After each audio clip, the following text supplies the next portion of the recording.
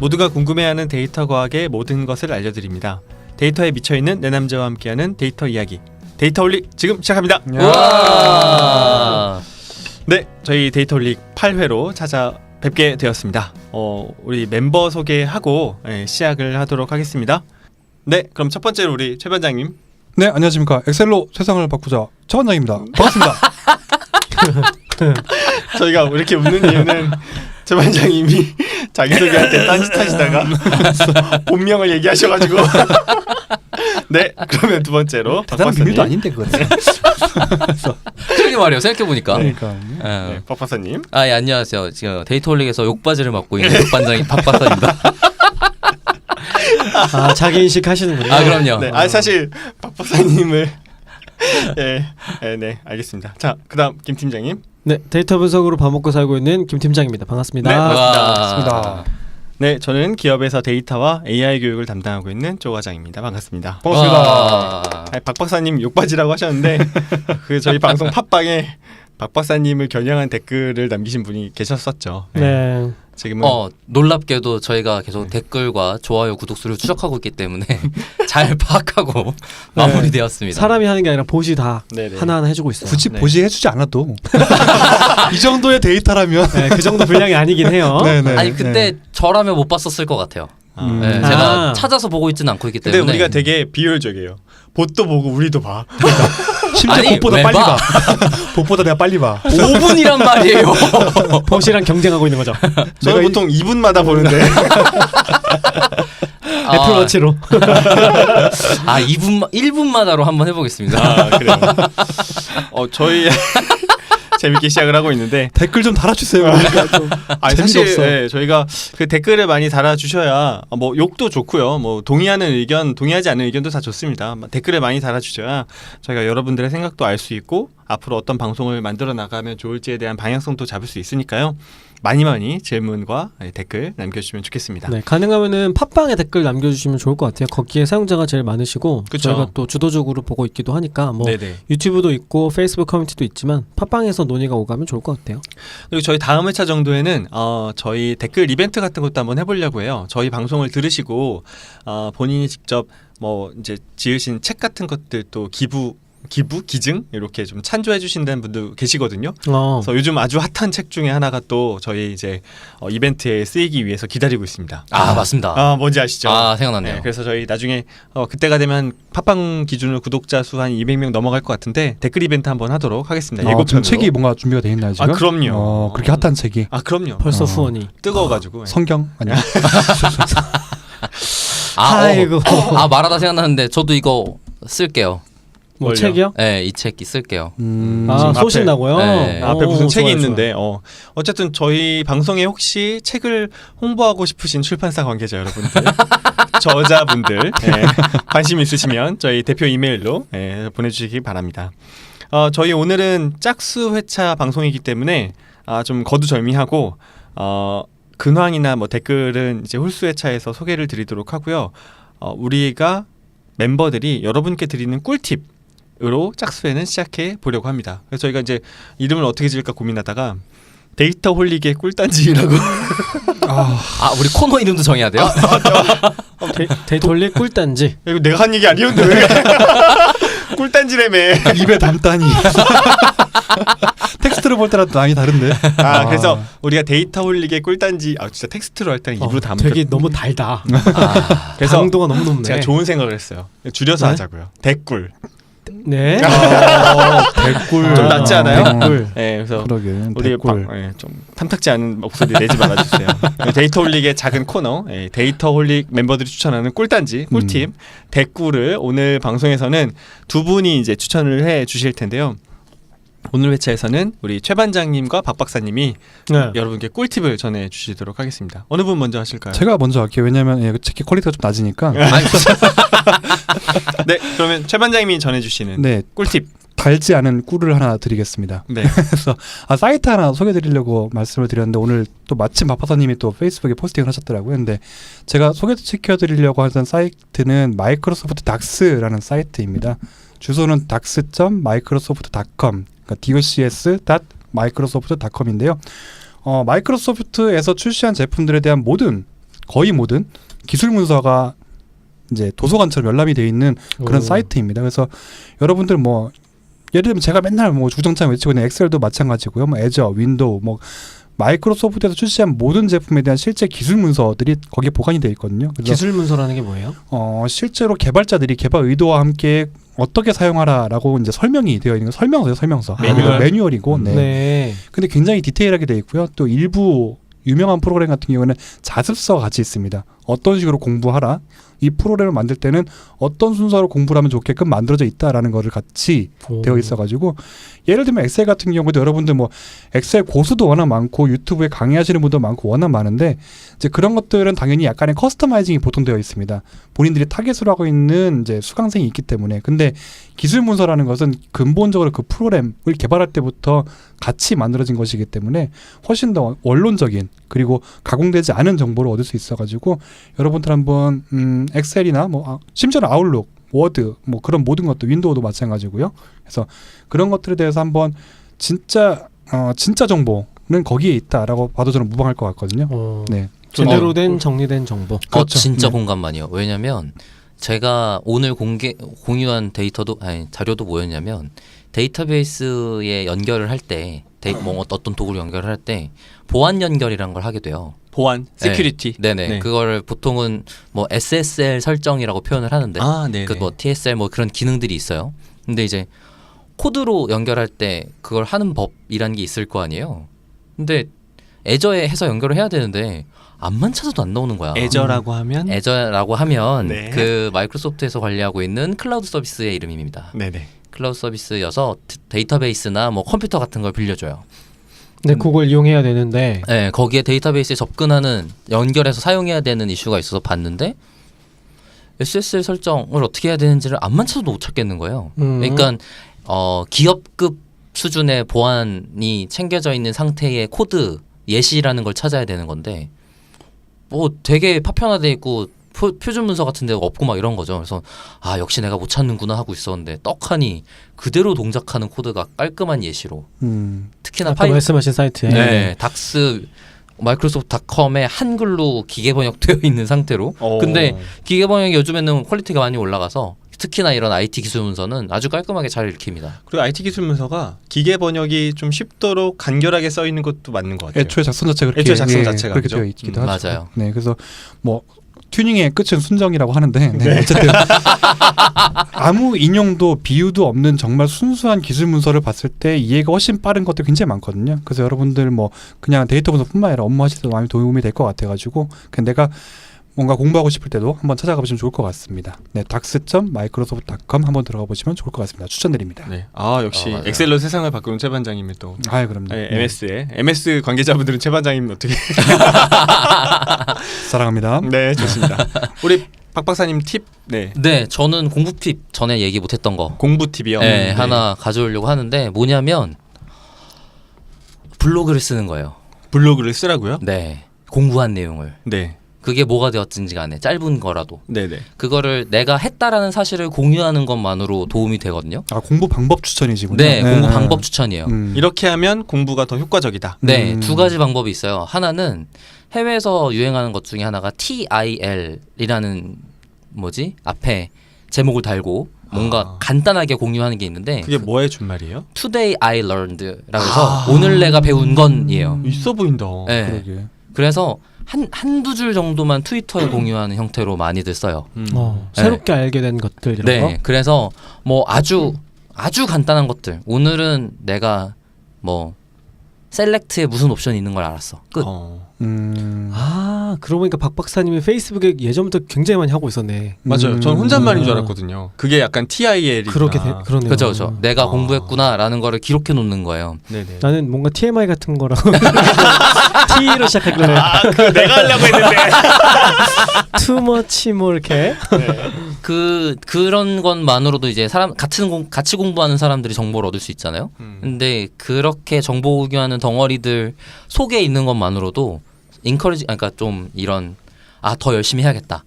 이런 게 돼요. 서로에게. 그럼 두 가지를 같이 추천하시는 거네요. 트위터처럼 짧은 거든 블로그처럼 긴 거든 오늘 내가 배운 것들에 대한 공유가 나의 학습에도 도움이 되고 그런 것들 공유해 주시는 분들을 팔로우하는 것도 도움이 된다. 그죠? 그 블로그를 작성하는 건 어떤 도움이 되냐면 공부를 조금 더 디테일하게 하게 되는 게 돼요. 왜냐하면 내가 글을 써서 올려야 되잖아. 그렇죠. 그러니까 대중공개라는 그 허들이 있단 말이에요. 허투루 할 수 없겠네요. 네, 그래서 자기 검열을 하게 돼요. 글을 쓸 때 이거 여기까지 했지만 난 몰라 이렇게 안 하잖아요. 하는 사람도 있어요. 아이 그럼요.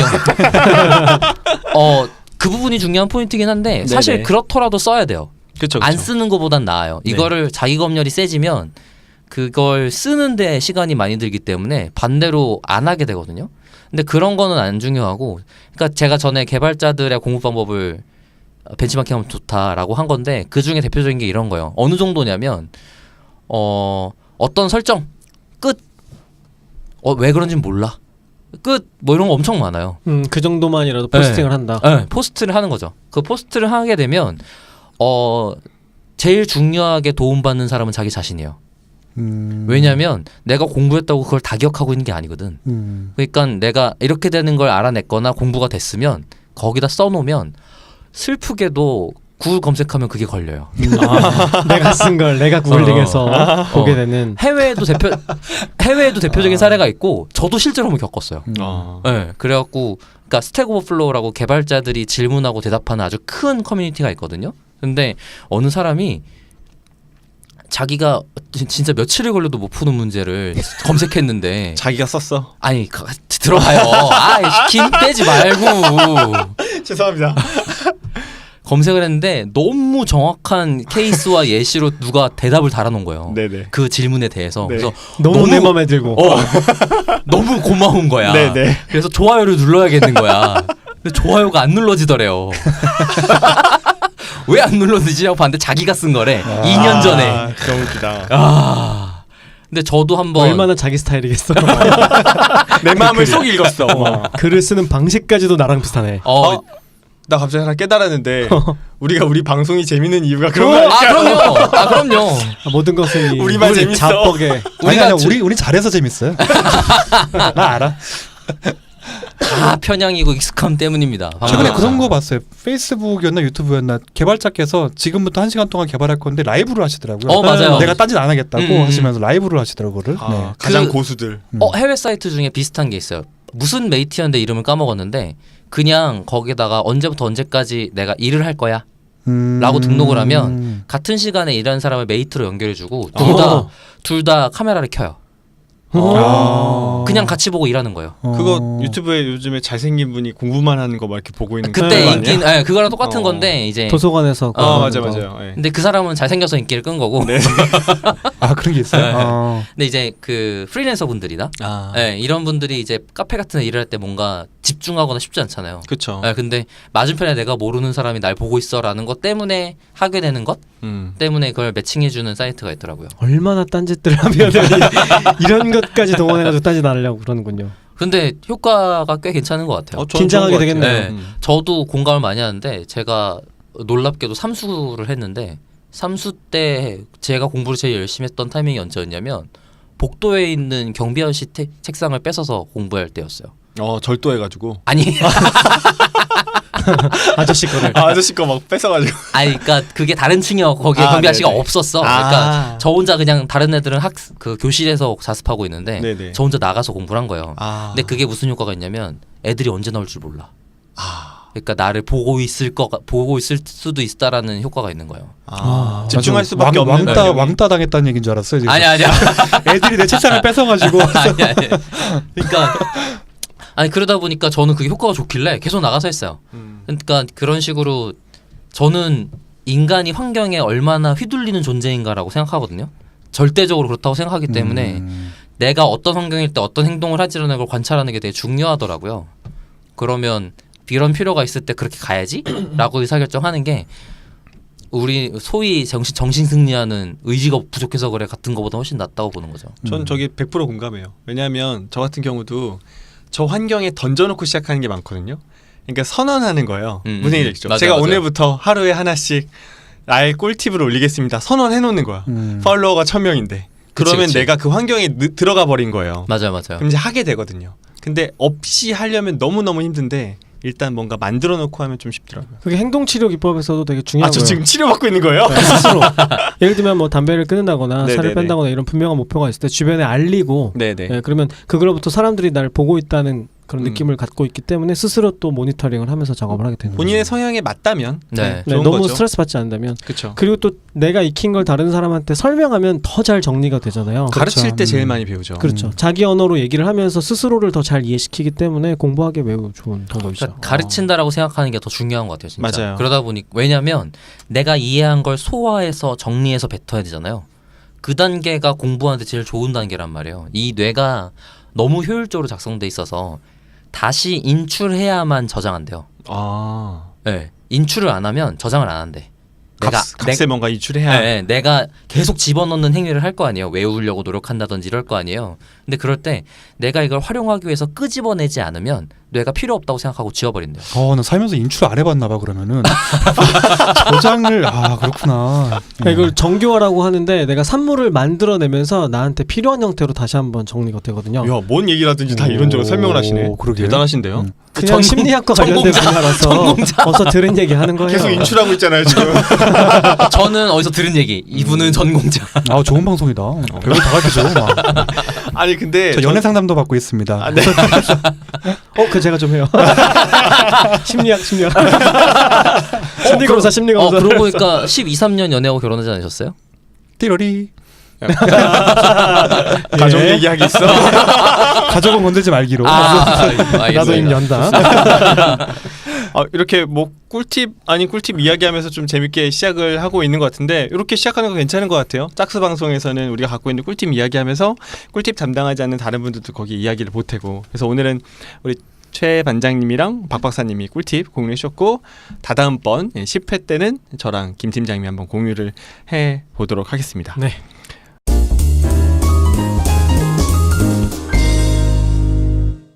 그럼 이제 우리 본 방송 한번 들어가 볼까요? 오늘은 이제 데이터로 어떻게 하면 일을 잘할 수 있을까? 혹은 우리 일상생활에서 어떻게 하면 데이터를 잘 활용할 수 있을까? 이런 관점의 내용으로 다뤄보려고 합니다. 그래서 지난번 7회 때 했던 방송과도 조금 연계가 될 것 같고 그때 못다 했던 이야기들을 좀 더 다뤄볼 수 있을 것 같아요. 그래서 이제 오늘 방송을 좀 시작을 해보자면 요즘 많이 회자되는 말로 데이터 리터러시라는 말이 있더라고요.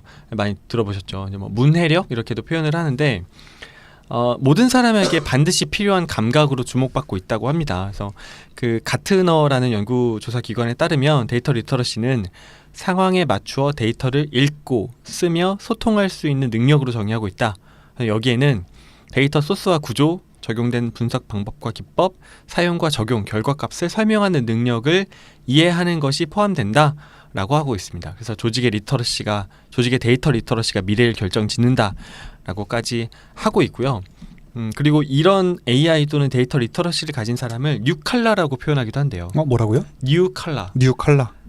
블루 칼라, 화이트 칼라가 있었던 것처럼 소프트웨어적인 역량, AI를 이해하는 역량이 뛰어난 사람들을 뉴칼라라고 이야기를 하고 있다고 무슨 색깔입니다. 합니다. 민소매. 그죠. 아닌가? 아이고 이런. 그래서 미국의 IBM 본사에 근무한 임직원의 3분의 1이 뉴칼라다. 이렇게까지 이야기를 한다고. IBM이요? 네네네. 그리고 그 직원의 3분의 1은 또 2년제 학위 소유자다. 뭐 이렇게. 그러니까 이제 고학력이 아니더라도 뉴칼라는 이제 소프트웨어를 이해하고 적용할 수 있는 그런 능력이 있다. 그리고 중요하다라고 하는 것들을 다루고 있는 개념이라고 합니다. 그리고 이제 저희가 지지난 방송에서 좀 이야기했던 것 같은데 박 박사님이 데이터는 문화다라고도 표현을 해주셨어요. 그리고 최근에 또 기사가 또 비슷한 맥락에서 난 게 있는데 신한은행에서 비싼 시스템보다는 데이터를 쓰는 문화가 중요하다라고까지 이야기를 하고 있습니다. 그래서 우리가 이렇게 종합을 해보면 데이터를 활용하면 개인도 그렇고 조직도 그렇고 더 나은 의사결정도 내릴 수 있고 더 잘 일할 수 있다라고는 알고 있는데 왜 조직에서는 데이터 활용이 좀 어려운지, 그리고 우리가 지금 어떻게 활용하고 있는지, 또 우리 개인의 생활 차원에서는 어떻게 하면 데이터를 잘 활용할 수 있는지에 대해서 오늘 방송에서 다뤄보려고 합니다. 그래서 오늘 또 준비한 첫 번째 질문은 데이터는 중요한 줄 모두 다 알고 있는 것 같은데 왜 제대로 활용해서 일을 하지 못할까요? 왜 우리 일에 제대로 활용하고 있지 못할까요? 이 질문으로 한번 시작해 보려고 해요. 최 반장님이 얘기하실 게 많지 않을까요? 팀장이셔서 일단은 절대적으로 경험이 너무 부족한 것 같아요. 경험하고 본 게 너무 없는 것 같아요. 데이터를 다뤄본 의사결정에서도 그렇고 어떤 업무를 처리함에 있어서 데이터를 기반으로 한다는 것에 대해서 너무 생소해. 아직도 그렇다고 저는 현업에서는 그렇게 느끼거든요. 그래가지고 그런 케이스가 좀 더 많이 나와야 되고, 그리고 실제로 하나는 그렇고 또 하나는 그리고 지금 마치 막 세상 사람 누구나가 데이터를 만질 수 있는 것처럼 매스컴에서 얘기는 하지만 저는 그렇게 생각 안 하거든요.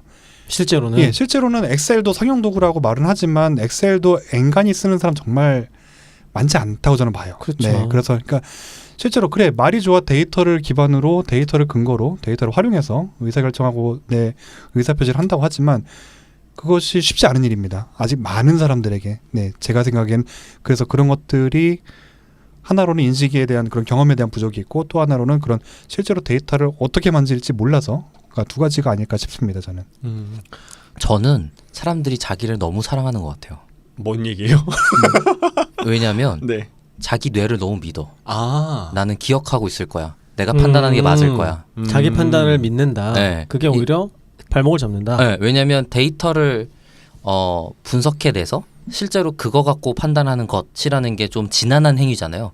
오래 걸리고 공부도 많이 해야 되고 그것 때문에 불편한 과정들을 거쳐야 된단 말이에요. 근데 내가 내 감으로 평가를 하면 빨리 할 수 있어요. 직관 같은 거. 직관에 의지해서 하면 물론 직관이 필요한 범위의 일도 있고 결국에는 직관이 결정을 해야 될 거예요. 그런데 그럼에도 불구하고 앞에 것들을 다 확인하고 직관과 같이 생각을 해보는 거랑 직관만 내리는 거랑은 좀 다른 문제죠. 거기다가 사람들이 제 생각에는 제가 느꼈던 감각에서는 어떤 문제가 있을 때도 있었냐면 두려워하는 것도 있었던 것 같아요. 두려워한다. 네, 내 감이랑 다를 때 생기는 거부감. 네. 그리고 감이랑 같았을 때 거봐.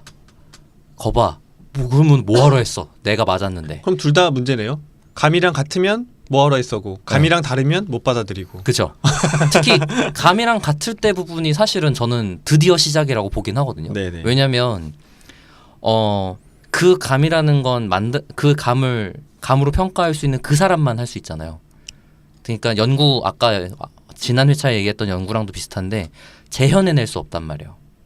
그 평가를 같은 평가가 똑같이 나올 수 있어야 다른 사람도 그걸 활용할 수 있고 아니면 그렇게 같이 평가가 되는 걸 결과물로 손으로 쥐을 수 있어야 측정 가능하다라는 평가가 되는 거고 그 다음부터 개선하든 고치든 다른 개발 방법론이 나오는 거죠. 그런데 누가 혼자 감각적으로 평가를 해내면 모든 사람들한테 그걸 계속 평가해 주지도 않을 거면서 어떻게 써요 그거를. 사용할 수가 없는 거죠. 그래서 같은 값이 나왔어. 드디어 이제 우리는 데이터를 쓸 수 있는 시작점에 왔습니다가 되는 거죠. 그렇게라도 활용하는 게 시작이 될 수 있다는 거죠. 당연히 시작점이에요 그게. 왜냐하면 감 때문에 정량화되지 않은 걸 정량화해낸 거잖아. 그러면 그 다음부터는 얘를 개선 지표로 활용할 수 있지. 저는 이제 어려운 게 데이터에 기반해서 의사결정을 한다는 거는 기존의 권력으로부터 멀어지겠다는 거거든요. 혹은 권력을 부정한다. 그렇죠. 건의하고 상충되는 거예요. 그러니까 네네. 사람들이 조직에 오래 몸담으면서 가져왔던 경험이라는 그런 의사결정 도구가 하나 있는 것이고 네. 그다음에 현장에서 얻어낸 데이터로 또 요거에 하나의 의사결정 도구가 있는 거지. 이 두 개가 상충하게 되는 거거든요. 그럼 이 상황에서 어떤 걸 따라갈 것인가의 문제인데 오래된 조직일수록 그리고 경험자가 많은 조직일수록 이게 어려운 거죠. 워낙 내가 강력한 경험과 어떤 신념들을 가지고 있기 때문에 기존의 태도가 워낙 강하게 형성이 되어 있기 때문에 이거를 버리고 새로 들어온 데이터를 가지고 의사결정을 한다는 게 어려운 거죠. 저는 되게 중요한 이야기를 김 팀장님이 해주신 것 같은데 첫 번째 이제 그 직관에 대해서 이제 박 박사님이 이야기해 주셨고 저는 경험 팀장님 말씀해 주셔서 경험 때문에 나오는 말 중에 제일 많은 말이 내가 해봤는데 그죠. 내가 해봤는데 이럴 거야라고 아예 데이터 분석 자체가 무의미해지는 그런 단어 문장들이 있잖아요. 그러니까 저는 아까 권이 말씀하신 김 팀장님 말씀 되게 공감하는 게 못 받아들일 수밖에 없는 것 같아요. 예를 들면 리더나 혹은 그거보다 더 상위 리더들의 역할이 의사결정 내리라고 그 포지션에 그 수많은 연봉을 받고 계시는 분들인데 사원이 신입사원 들어왔는데 데이터 분석으로 그 사람이 할 수 있는 의사결정보다 더 정확한 의사결정을 해.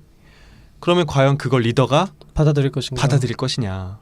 그러니까 여전히 이제 소위 꼰대 중심 사회에서는 데이터를 가지고 일을 하고 의사결정을 한다는 게 매우 어려운 거고, 그래서 오히려 큰 조직보다도 스타트업들이 데이터를 기민하게 활용하면서 사업을 진행하는 거죠. 금방금방 의사결정 방향을 바꿀 수 있고 그만한 권한이 아직은 권위가 쌓여있지 않은 상황이기 때문에 오히려 잘 쓸 수가 있는 거죠. 그래서 다시 얘기하는 거예요. 자기를 너무 사랑한다니까. 아니 자기 판단에 무슨 수를 믿어서 그걸로 밀고 나가지? 오래 살았잖아, 임마. 내가 임마. 어? 마, 마. 셋 다 저희 최 반장님 존중 좀 하고 해야 돼. 그 저는 이제 27인데. 오랜만에 살렸네요. 아, 20대는 꺾이고 와야지. 우리 다 20대 초반이니까 형한테 잘해야지. 네. 그래서 저는 이제 교육하면서 그런 질문을 많이 받아요. 분석해서 이 결과물을 가지고 상사한테 보고를 했는데 수용을 안 하는데 이걸 맞아. 어떻게 해야 되냐 이런 질문을 굉장히 많이 받거든요. 뭐라고 답변하세요? 저는 뭐라고 말씀드리냐면 그 상사보다 더 오래 사세요라고 말씀을 드립니다.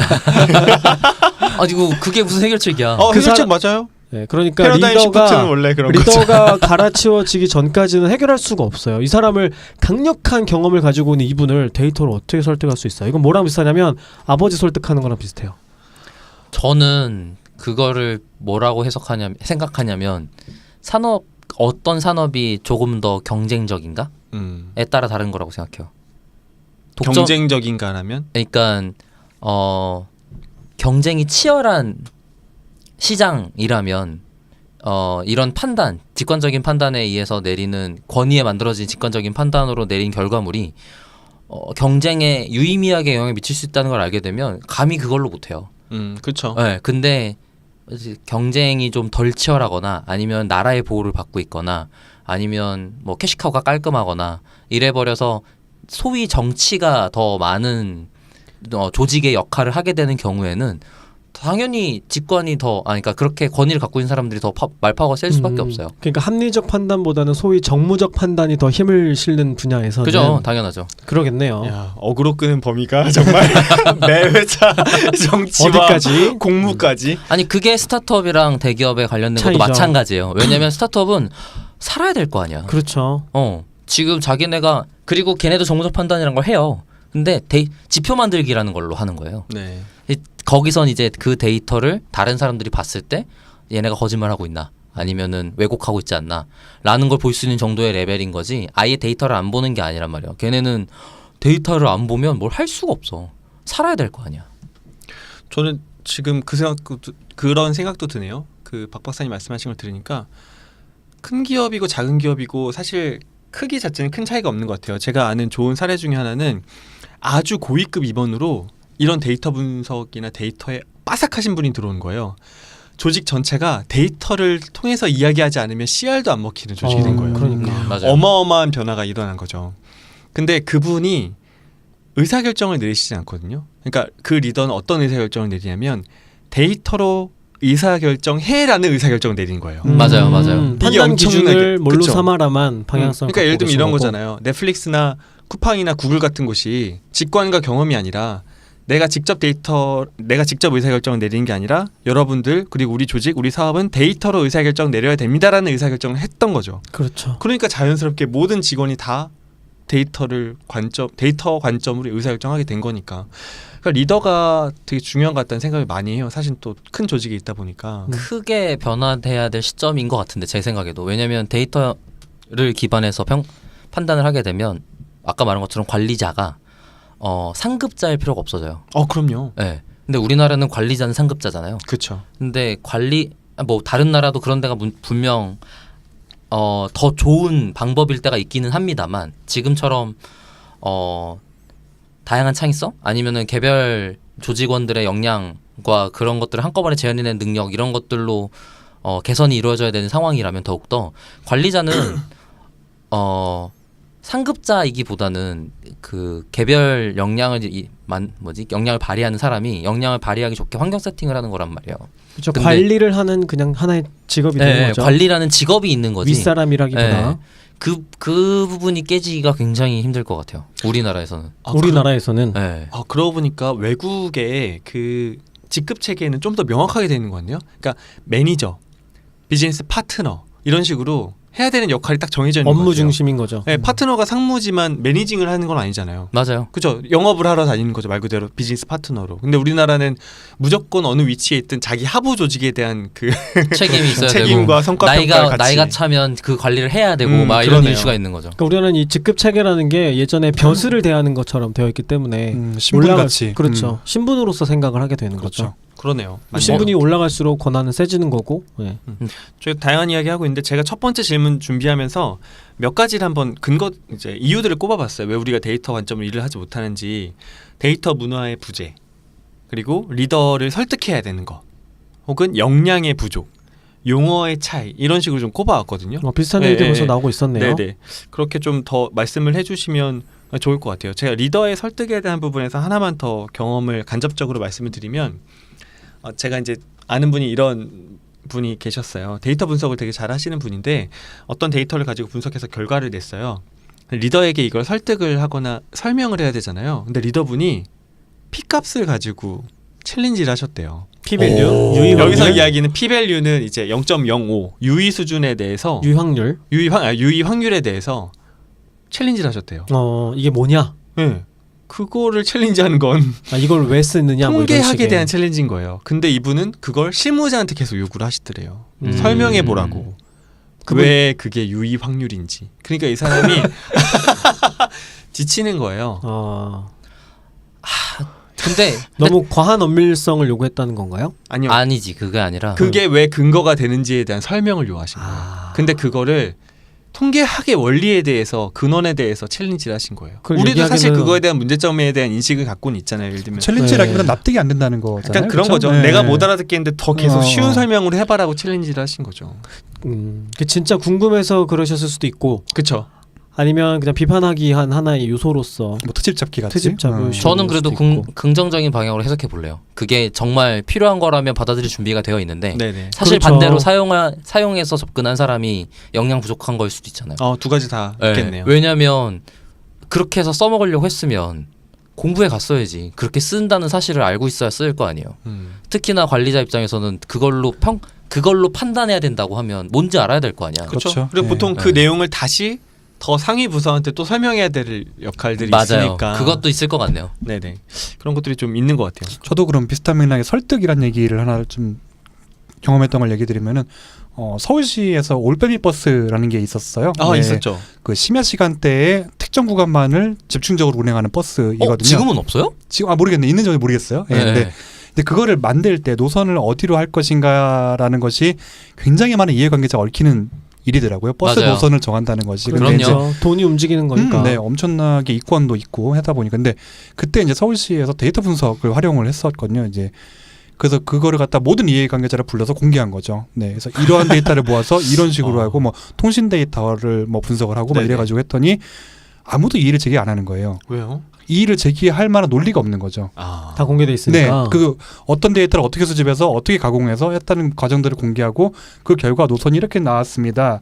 그래서 앞으로 우리 서울시는 정책 이렇게 하겠습니다라고 했더니 그 노선 하나 만들 때마다 엄청나게 스트레스였나 봐요. 시에서는. 그럼요. 네, 근데 이제 그것들이 굉장히 좋은 선례가 된 거죠. 이런 데이터 식으로 기반으로, 설득하면 그렇다면은 제가 아까도 저희 회사에서 데이터를 많이 활용하지 못하는 것 중에 하나가 케이스를 많이 보지 못했다라고 하는데 역으로 그렇다면 서울시에서는 이제 공공기관인데도 불구하고 그런 식으로 정책을 집행했다는 것은 굉장히 좋은 선례가 하나 된 거죠. 데이터를 활용해서 설득, 합리적이고 그리고 많은 시민들을 위한 정책이 나왔다는 거이다 보니까 그래서 그런 선례 하나가 나왔다는 거는 굉장히 그 과정은 정말 쉽지 않았겠죠. 예, 한 번도 안 해본 일이었는데, 근데 그런 선례를 만들고 설득을 하고 한다는 거는 굉장히 좋은 케이스인 것 같아요. 효과성을 한번 입증해주는 경험이 네, 그것이 필요한 일반 거군요. 사기업에서도 마찬가지인 것 같아요. 예. 대표님께서 왜 저렇게 의사결정을 데이터 기반에 의하지 않고 하는지 이유가 있거든요. 네. 훨씬 더 빠르고, 네, 그 본인을 믿는 거죠. 네. 그러니까 저는 그 케이스가 나오기까지, 그러니까 성공 케이스가 나올 때까지 그 앞에서 실패 사례들은 당연히 많을 수밖에 없다고 그렇죠. 생각을 하는데 네, 네, 네. 그거를 견뎌낼 수 있어야 되는 것 같아요. 제가 이제 이런 조직에서 의사결정하는 분들 얘기를 들어보면은 마음이 너무 급하세요. 내구성. 당장 머신러닝 써가지고 돈을 확 벌어야 되는데 이게 안 되는 거예요. 그렇게 시도를 해봤는데 안 되면 아, 데이터 별거 없네, 머신러닝 사기네, 이렇게 의사결정을 해보시는 거죠. 근데 사실은 그 머신러닝 알고리즘을 써서 효과성을 보려면 그 안에 여러 가지 경험들이 축적이 되어야 하는 거거든요. 그 노하우가, 모델에 네. 적합한 형태로 데이터를 수집할 수도 있어야 되고 가공하는 능력치도 생겨야 하고, 그런 과정을 다 거친 다음에 괜찮은 사례 하나 정도가 나올 수 있는데 이거를 굉장히 짧은 시간에 할 수 있다고 생각들을 하시는 거죠. 혹시 그런 것도 있지 않을까요? 데이터를 너무 만능의 도구라고 생각하는 거예요. 그럴 수 있죠. 그러니까 데이터를 분석한다고 해서 늘 옳은 건 아니잖아요. 여러 가지 가설이 있고 좀 안 될 수도 있는 건데, 데이터는 무조건 정답 내야 되고 성과 낼 수 있는 거 아니야라고 해서 안 되면 에이 별거 없네 이렇게 치부하는 경우도 있는 것 같고. 저는 그런 얘기를 되게 많이 들었어요. 뭐 이렇게 분석을 하고 나면 별다른 인사이트가 없다는 거예요. 이건 뭐 다 아는 거고.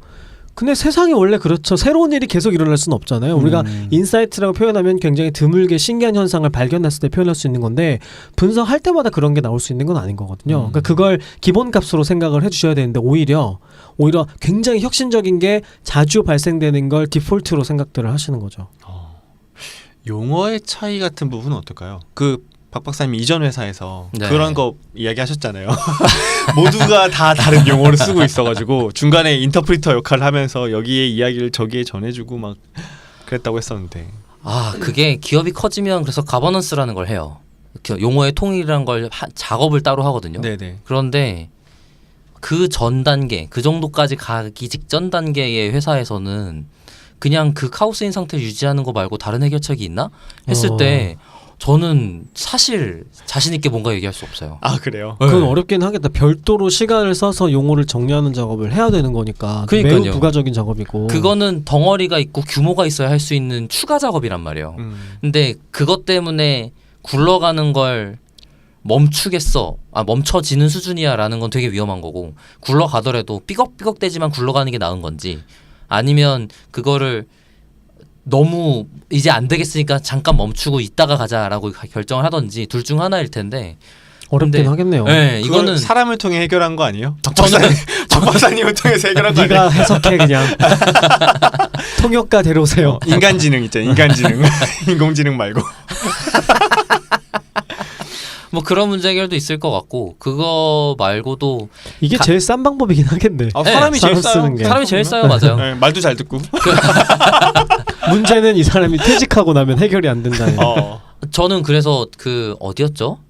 어디 조직 중에 하나였는데 까먹었는데, 거기서는 자기가 같은 말을 3번 반복하면 그걸 문서로 한 다음에, 그게 누가 물어보면 문서를 보여주라고 하더라고요. 이 얘기 저도 들었던 것 같네요. 네. 저도 어디서 들었던 것 같은데. 어디 어디야? 기업이었는데 까먹었어요. 아, 얘한테 들었던 것 같아요. 그런가 보다. 뭔가 어디서 들었던 것 같은 예예요. 근데 저는 그게 이제 아까 이제 계속 제가 하는 얘기가 다 똑같은 얘기로 귀결되는데, 네. 재현성이거든요. 그렇죠. 네. 문서화돼 있다는 얘기는 재현할 수 그걸 있다. 그대로 재현된 상태인 거고, 그 다음에 문서화가 완성됐기 때문에 그 다음번의 질문에 내가 효율적으로 대처할 수 있게 돼요. 네네. 그러니까 내가 설명을 A부터 Z까지 다시 하는 게 아니라, 써져 있는 거 보세요 끝, 써져 있는 거 보세요 끝 할 수 있는 거죠. 이게 되게 중요한 문제인 게, 이제 데이터에는 되게 여러 가지 변수들이 있잖아요. 여러 가지 컬럼들이, 변수 이름들이 있는데, 이게 뭘 의미하는지 정리된 자료가 없으면 분석하는 사람이 매우 어렵거든요.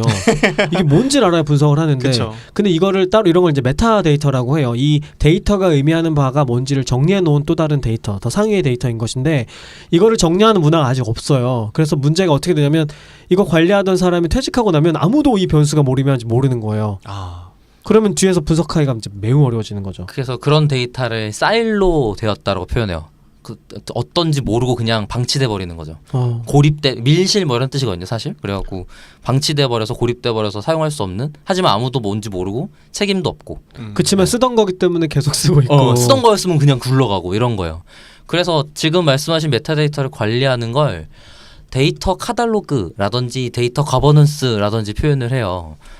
아 진짜 지난해에서 그거 한번 도입해오겠다고 엄청 도구를 뒤졌는데 마음에 드는 게 진짜 한 개도 없는 거야. 왜냐면 그 아까 말한 거 똑같아요. 그 정도 단위로 관리 이슈가 생기려면 단위가 커져야 돼요. 그렇죠. 네. 데이터가 매우 많고 제가 자주 활용되고 이럴 네. 때야 필요한 작업이 되는 거죠. 제가 알고 있는 유일한 조직이 우리나라에서는 금융권이에요. 네. 금융권은 오래전부터 그런 작업을 해오고 네. 있겠죠. 아예 IT DBA 관련된 사람들 전담 조직이 그 데이터를 활용하는 조직 사람들이 볼 수 있게 그 검색하고 설명서를 볼 수 있게 시스템을 만들어 놨어요. 좋네요. 그런 게 데이터 거버넌스라는 일종의 표현인 거고 대신 이제 이거 얘기가 또 생각났다. 나 이거 하고 얘기할게요. 그래서 그 검색할 수 있어요. 그 메타데이터를 갖고 내가 그렇죠. 뭘 그러면 내가 이런 게 필요한데 전에 누가 만들어 놓은 게 있나? 아니면 회사에서 정해 놓은 게 있나? 아니면 내가 만들려면 뭘 갖고 해야 되지? 이런 걸 검색해 볼 수 있잖아요. 내부 검색 시스템을 만들어서 맞아요. 이용할 수 있겠죠. 그래서 뭐 요즘에 나온 오픈소스들은 이제 데이터부터 메타데이터 컬럼 이름까지 한꺼번에 다 검색해 준다거나 뭐 자유롭게 그걸 맞추는 작업을 해준다거나 이런 기능들이 있는데 우리나라에서 제대로 쓰는 데는 아직 못 봤어요. 제가 알기로 현대카드가 휴라는 도구를 도입하고 있는 중인 걸로 알고 있고, 그러니까 금융권은 열심히 하는 거죠. 왜냐하면 진짜 데이터밖에 없는 곳에서 데이터로 일하는 곳이니까요. 근데 당장 사실은 이미 데이터화되어 있는 것에 대한 활용도 있는데 아직 많은 기업들이 데이터화, 그러니까 디지털화 되어 있지 않는 데이터 되게 많잖아요. 훨씬 많죠. 네, 그러니까 조금 오래된 이야기이긴 한데 되게 재밌는 이야기 들었던 게 우리나라 자동차에 대한 정보를 저장하는 곳이 이제 기관들이 있을 거 아니에요. 뭐 자동차 무슨 뭐 기관들, 그러니까 자동차 등록번호 같은 걸 이제 수집하고 이제 분석하는 기관들인데 수기로 받았대요 옛날에는. 그래서 우리가 그치, 자동차를 예. 사잖아요. 그러면 뭐 소나타, 뭐 백색, 뭐 차량 번호 뭐 몇 기통에 몇 년 모델 이거를 아날로그로 다 관리를 하신 거예요. 그 각각 종이에 등록소에서. 그러니까 우리가 뭐 지방마다 등록을 하잖아요. 자동차 등록 사업소 이런 데서. 근데 그거를 그러니까 일렉트로닉 다큐멘트 시스템으로 바꾸는 과정에서 제일 문제가 됐던 게 하얀색 차를 지칭하는 게 다 달랐대요. 그렇죠. 당연하지. 백색, 백, 화이트, 하얀색 이런 식으로. 그러니까 약간 아까 박 박사님 말씀하신 것처럼 데이터 거버넌스가 아날로그에서 디지털로 연결됐을 때부터도 잘해야 되잖아요. 그죠. 근데 여기서부터 막 난리가 났었대요. 근데 그게 다행히 우리나라의 공공기관들이 이제 데이터 포털화 시키는 과정 중에 있었고 그게 어떻게 보면 정부 기관들의 성과지표로 걸리면서 되게 그래도 좀 효율적이고 원활하게 됐다고 하더라고요. 그러니까 이런 것 때문에 분석 업무의 90% 정도가 전철이라고 얘기를 하는 거예요. 이거를 다 흰색으로 맞춰주는 작업을 하는데 대부분의 시간을 쓰게 되는 거죠. 그리고 그것도 사람이 수기를 입력하고 네. 이래야 되니까. 그 흰색으로 다 정리하고 나면 그때 출발하게 되는 건데 이때까지가 벌써 시간이 많이 쓴 거죠. 근데 이럴 수밖에 없는 게 데이터를 처음에 저장할 때부터 이거를 분석할 걸 염두에 두고 저장하지 않아서 그래요. 그러니까 이런 모양으로 저장을 해 놔야만 분석에 쉽게 활용할 수 있다라는 걸 모르기 때문에 일단 다 때려 넣기만 했던 거죠. 그러니까 지금은 그래서 분석가들이 이런 삽질들을 할 수밖에 없는 상황인 거예요. 아직은. 기업에서 데이터를 활용하지 못한다 또 생각났어요. 그 지금까지의 기존 조직들은 데이터가 생성될 거 아니에요. 자기들이 데이터를 가지고 있다고 생각한단 말이에요. 근데 그게 보통은 어떤 관점에 돼 있냐면 운영 관점의 데이터예요. 운영. 네. 예를 들면 어떤 예를 들면 뭐가 있을까요? 그 제가 전에 있던 조직에서는 사용자 정보 데이터가 업데이트돼요. 로그 데이터 같은 거요? 아니면 아니요. 그냥 사용자 상태 데이터.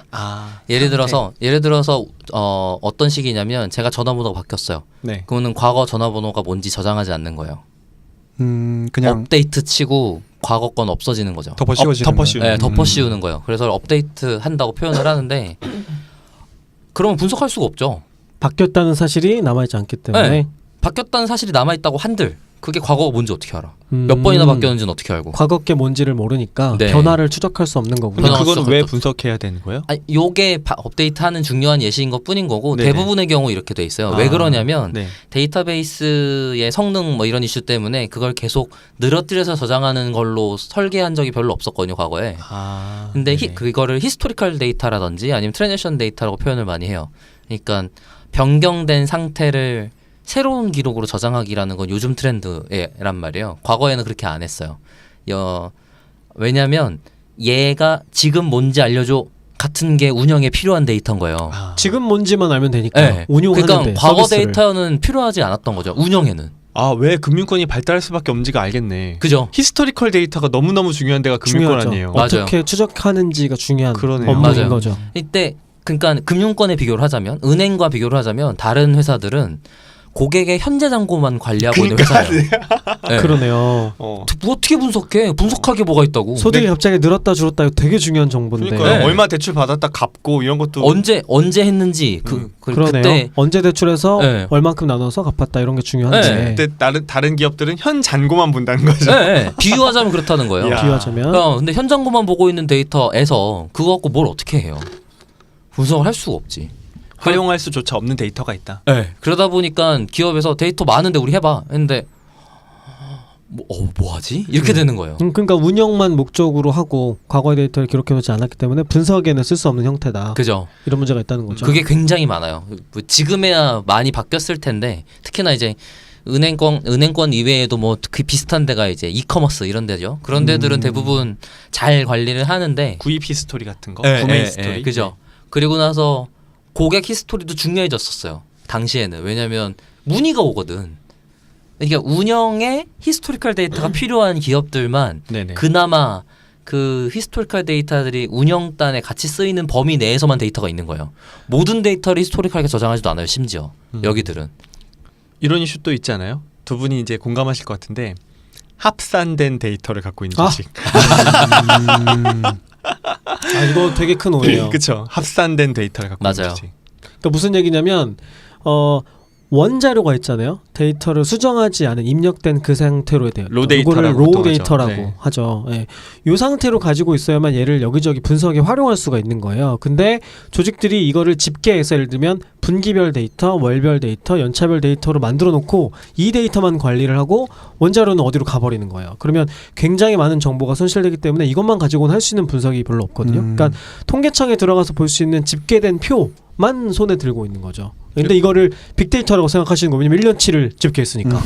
근데 놀랍게도 이런 조직이 너무 많아요. 매우 많죠. 그러니까 이제 보통 업무를 어떻게 하냐면 내가 최종적으로 만들어야 되는 엑셀의 양식이 있고 여기저기 흩어져 있는 데이터를 정리해서 합산 정리해서 그 데이터에 모아놓으니까 분석해달라고 그거 밀어봤자 로 데이터가 다 퍼져 있으니 이제 그 데이터를 분석하는 구조의 설계부터 제대로 이루어지지 않으면 네. 그러니까 이렇게 되면 그러니까 행의 개수가 매우 주는 거잖아요. 그렇죠. 10만 개짜리가 요약하면은 예쁘게. 10줄이 되는 거잖아요. 그러니까. 이걸 가지고 통계 모형을 만들려고 한다거나 이걸 가지고 머신러닝 알고리즘을 구현하려고들 시도하시는 거예요. 그럼 진짜로 그래요? 이걸로 그런 예측하려고 경우가 하는 사람들이 너무 진짜 많아요. 많아요. 그럼 애초에 정보가 굉장히 많이 손실된 적은 분량의 데이터이기 때문에 이걸 가지고 뭔가를 수정하면 당연히 오차가 커질 수밖에 없죠. 여기에 원인은 전 엑셀이라고 봅니다. 조 부장님 한마디 하세요. 뭐 계속 해보세요. 좀만 더 해보세요. 좀만 이어가 보세요.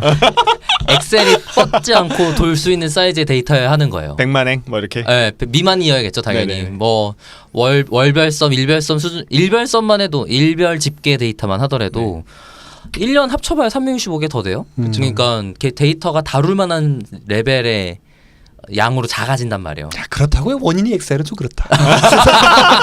엑셀을 사용하는 사람한테 문제가 있는 거죠. 아니 100만행짜리 엑셀을 100개 만들면 되죠. 그러니까 기본적으로 엑셀을 사용하면 어떤 문제가 있냐면 원자료를 다 들고 있는 게 일단 부담이에요. 그래서 어떻게든 이거를 줄이거나 집계할 생각을 하면서 자료를 손실할 수밖에 그 방향으로 갈 수밖에 없는 거고 또 하나는 그때 최 반장님이 엑셀의 장점으로 얘기했던 게 내가 어떤 행에 어떤 셀에 무슨 값이 있는지를 눈으로 볼 수 있다고 하셨잖아요. 그러면요. 예. 눈으로 보기 어려우면 지우는 거예요.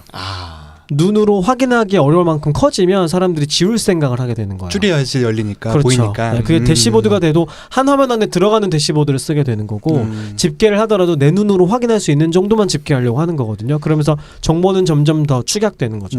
제가 엑셀이 네네. 그 만악의 근원이라 했던 또 다른 이유는 뭐냐면 만약에 그건 만약에 그런 네. MS 듣고 계십니까? 엑셀뿐만 아니라 스프레드시트 형태의 프로그램을 네, 통칭하는 그죠, 거죠. 그죠. 왜 그게 왜 그러냐면 기업이 그걸 다룰 수 있는 인프라를 제공해 주는 게 아니고 엑셀 던져주고 개인한테 책임지우는 거랑 같아요. 엑셀 있으니까 다 해놔 이렇게. 그걸로 하면 되잖아. 해 네가. 이렇게 되는 거죠. 이걸 다룰 수 있는 형태의 인프라가 있지 않는 한. 왜냐하면 큰 데이터는 정말 인프라가 중요하단 말이에요.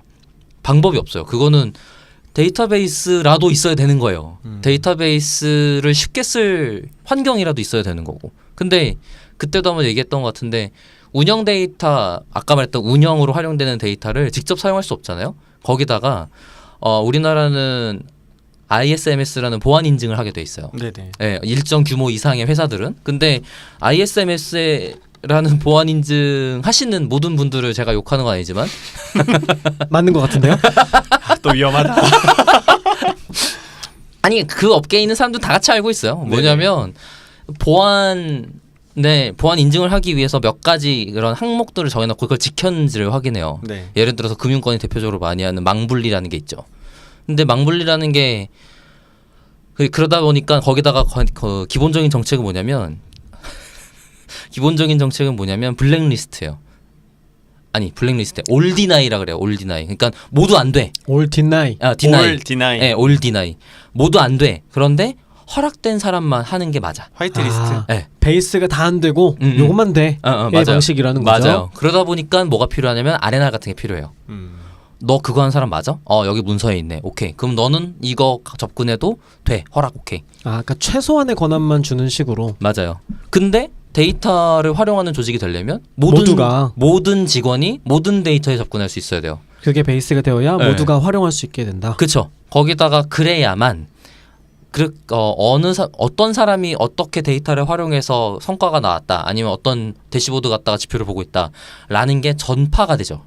전파도 되고 활용이 되고 누가 쓰는 것 때문에 더 좋았더라가 더 시너지가 날 텐데 지금은 각 조직이 데이터를 보지 못하게 차단해놓고 보안 때문에 차단해놓고 그다음에 각자가 어떻게 쓰는지 공유하지도 못하는 환경인 거예요. 근데 이게 왜 엑셀 때문이에요?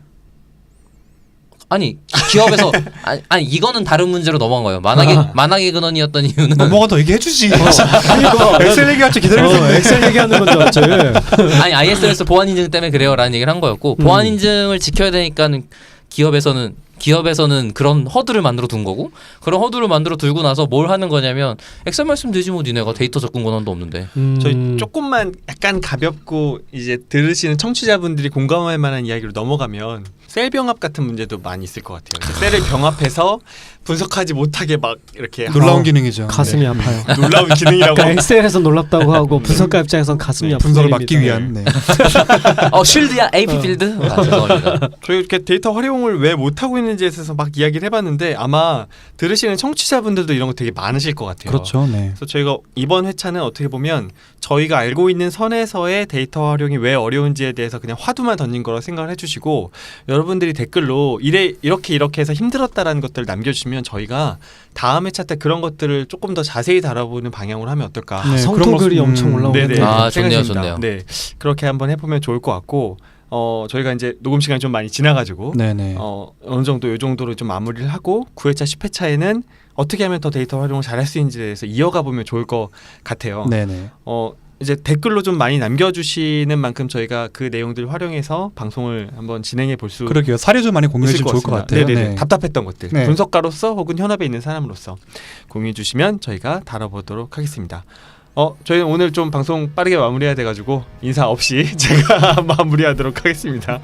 저희 데이터 홀릭은 여러분의 좋아요와 구독을 잘 먹고 무럭무럭 자라서 달아주시는 댓글과 좋은 콘텐츠를 활용하는 방송으로 다시 인사드리도록 하겠습니다. 고맙습니다. 감사합니다. 감사합니다.